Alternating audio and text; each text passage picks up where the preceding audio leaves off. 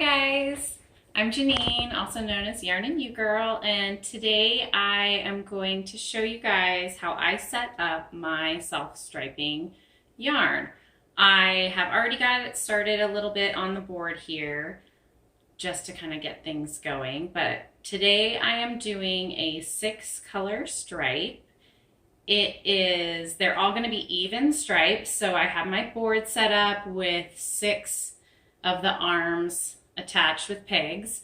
From each peg end to peg end, it is a half a yard. So every time I wrap the yarn around the peg, it's going to give me a yard of length. And so I'm going to be wrapping the yarn around the pegs 5 times and then moving on to the next peg. And that will give me really long lengths of segments for the die. So I'll just get started here. So I start on this one, and I'm going to wrap 1, 2, 3, 4, and then 5. And on the 5th one, I have to come around this peg like that and start 1, 2, 3, 4, and 5. And my Swift gives a little bit of a drag, so what I've been doing is trying to just kind of like pull off a little bit to make the wrapping portion go a little smoother. So down here, I'm on the last peg now. I'm going to go 1, 2. Oh, and I knotted it, didn't I? Haha. 3, 4. And then 5, and on the 5th one on this one, I have to bring the yarn all the way across to the far peg here, and then I'll wrap 1, 2, 3, 4, 5, and then come to this middle one, 1, 2, 3, 4, 5, and then wrap around and come to the last one here. 1, 2, 3, 4, 5.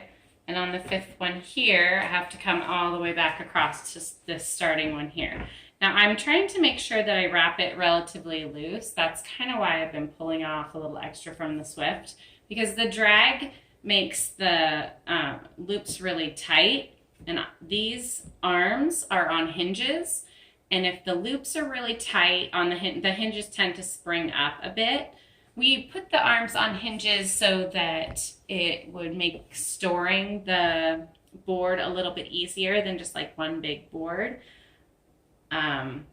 I could have probably done the hinges on the bottom or on a different way, and we're still working out the kinks of the board, but this one seems to work okay. So I'm going to keep going and keep wrapping, but it's basically you just continue to wrap 1, 2, 3, 4, and 5, and you move on to the second one, and you're going to continue in this manner until you've used the entire skein of yarn. And then I'll show you guys how I wrap it and tie it off at the end, okay?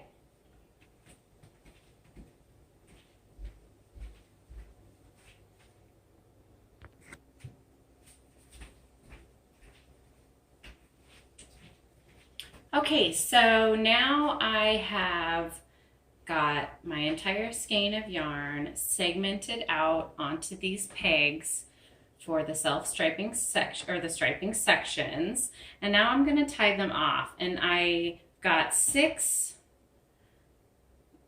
strands of yarn here, just kind of whatever leftover I had, but I did pick one darker color, and I'm going to use the darker color at the beginning of the skein. That way I know where the beginning is, and if I have a particular order that I want the color to go in, I will be able to tell where to start that order when I get things, after things have all been prepped up and everything.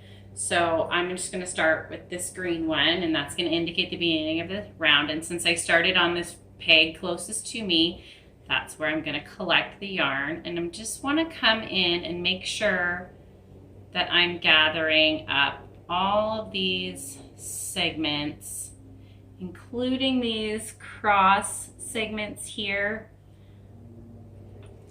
because I want to make sure that's all gathered and collected. And then I'm just going to tie a little knot. You don't want the knot to be too terribly tight, but you do want it to be snug so it doesn't slip around too much. But you don't want it so tight that when you go to dye the piece, it doesn't take dye in that particular area, and then you end up with a little white spots. We don't want that. Then I'm going to come to the second peg, and I'm going to make sure that I kind of lift up and go underneath all of this yarn and tie off this segment here. Just put a little knot.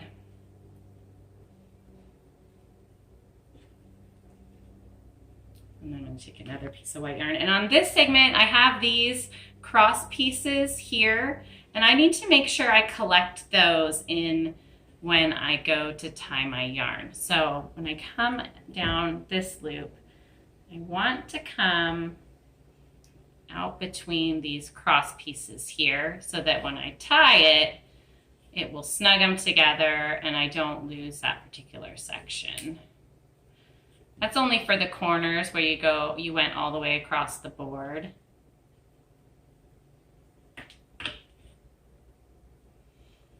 And then I'm just going to keep tying in this manner. I will tie at the other ends of the skeins, but that will be a very loose tie, and that's really only because I don't want the yarn to get all tangled in the dye pot. I want to make the segments a little easier to separate out when I end up doing the final dyeing or the actual heat setting. So I will put a little, I use zip ties on the other ends of the pegs here, but for this first portion, I will use yarn to just tie them off. And so that's kind of how I do it to get it all prepped up. The next step after this is soaking it in an acid solution so that the dye will take on the yarn. And I will do that right after I get this all tied off. And then I will do another video when I go to actually dye up the yarn. So I hope you guys enjoyed that and have a great day. Bye.